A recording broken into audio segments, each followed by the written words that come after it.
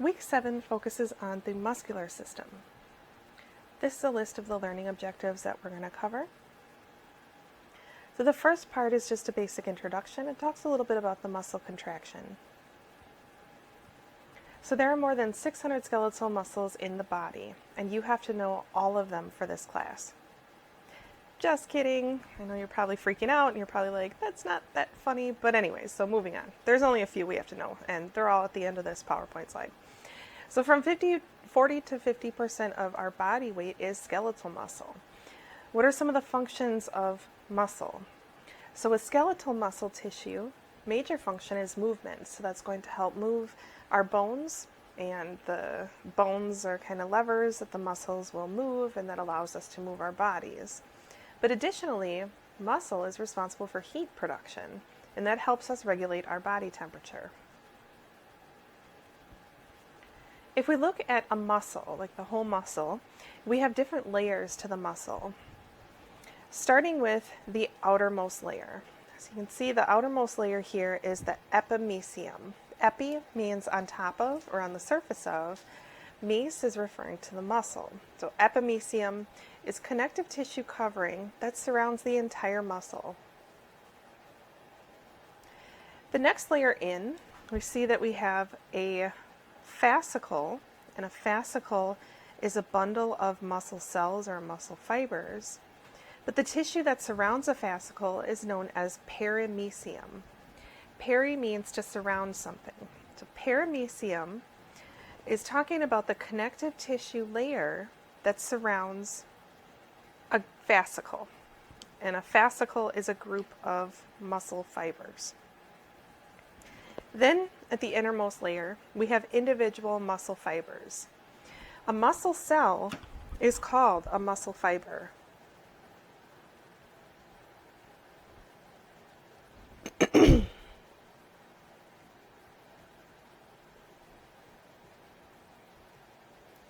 So every time that I say muscle fiber, that's a cell. That's a muscular cell. So a muscle fiber, each individual cell, is surrounded by endomysium. Endo is talking about within something or on the inside of something. So endomysium is connective tissue that surrounds each individual muscle cell or muscle fiber.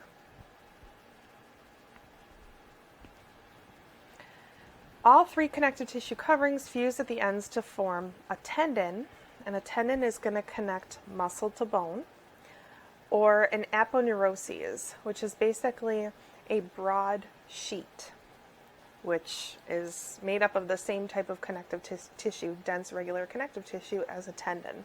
And it's going to serve a similar function. You'll see some aponeuroses, and I'll kind of point them out once we start going through the different types of muscles, particularly in the legs. I'll point them out.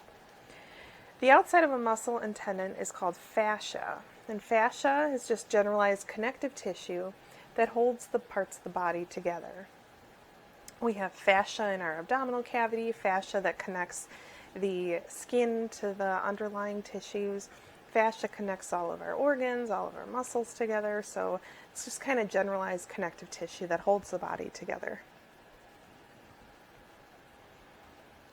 So we talked about going from like a tendon to the epimysium and what the perimysium is surrounding the fascicle, and then what the individual muscle cell is. But if we go even further than the muscle cell, a muscle cell is made up of a bunch of myofibrils. So myofibrils are components of a muscle cell. A myofibril is a big package of thin and thick myofilaments. And the two types of myofilaments are actin, which are the thin filaments, and myosin, which are the thick filaments.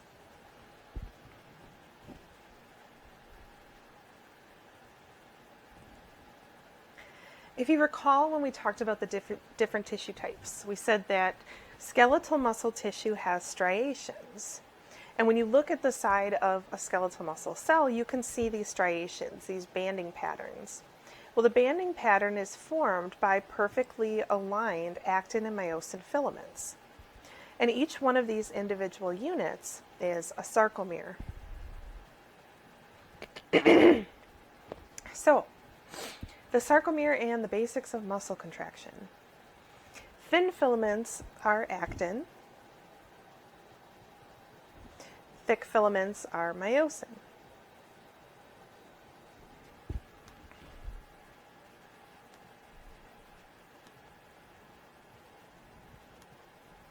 And I'm going to try to pull up some different colors here so that you can see the difference. If we start to draw out one sarcomere, we'll draw it like this, where we have actin, which are the thin filaments,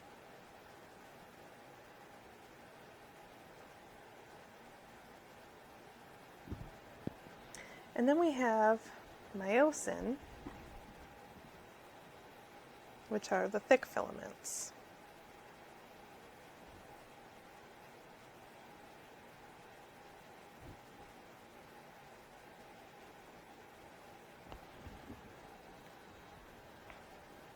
So the thin filaments are there in black, the thick filaments are in the middle in blue. The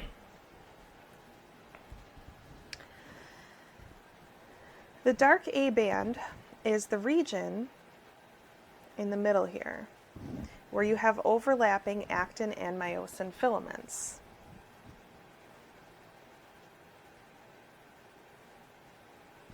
While the light I band is where you just have actin. So that's going to be at each end of a sarcomere. The H zone is talking about the area where you only have myosin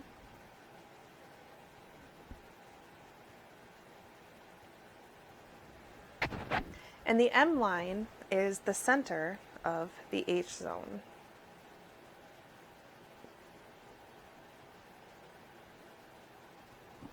When the muscle contracts, the myosin has heads, and these heads are going to bind to specific sites on actin.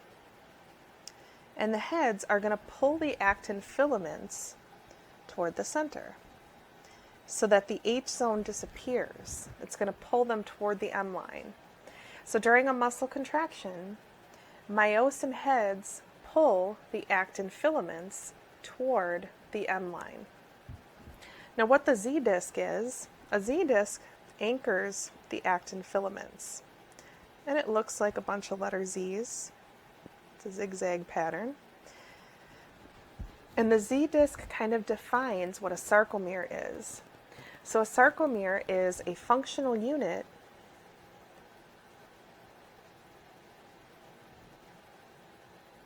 of muscle. Kind of like how we learned that an osteon is a functional unit of bone, a sarcomere is a functional unit of muscle. And the sarcomere goes from Z disc to Z disc. And you have many sarcomeres next to each other, and that's going to make up the entire length of the muscle fiber. So if we go back to this picture, you can see the alternating dark A bands and light I bands. Where you have the dark A band, that's the overlapping actin and myosin filaments. The light I bands are just the actin. And you can actually see this on the surface of the muscle tissue. If you look at all of these different muscle tissue structures, you should have been able to see those striations. So here's a better depiction of what a sarcomere is. So a sarcomere, and it shows you right here, is the space between one Z disc to the next Z disc. You can see the I bands, the A bands, the H zone, and the M line at the center of the H zone. And this is just kind of a graphic of how a muscle contracts. So myosin stays still, but it has these little heads that will attach, pull, detach, cock, attach, pull, detach, cock, attach, pull. Kind of like it's showing these guys that are pulling on this actin. So what's going to happen is slowly the actin is going to move toward that center zone. And actin on this side is also going to move toward the center zone. And when all of these sarcomeres shorten, that's what causes shortening of the muscle. Now, where is energy required? ATP is required in detaching the myosin head from actin, and then it's hydrolyzed when that's recocked. When it's cocked, then it's ready to attach, it'll pull, detach, and then it becomes cocked again so that it can continue the cycle. Now, what happens when we die is something called rigor mortis. And I'm sure you guys have heard about this before, but it's when a person goes stiff or a dead animal becomes stiff. In the absence of ATP, those muscle fibers will contract, but then because there's no more new ATP being generated, the muscle fibers can't relax.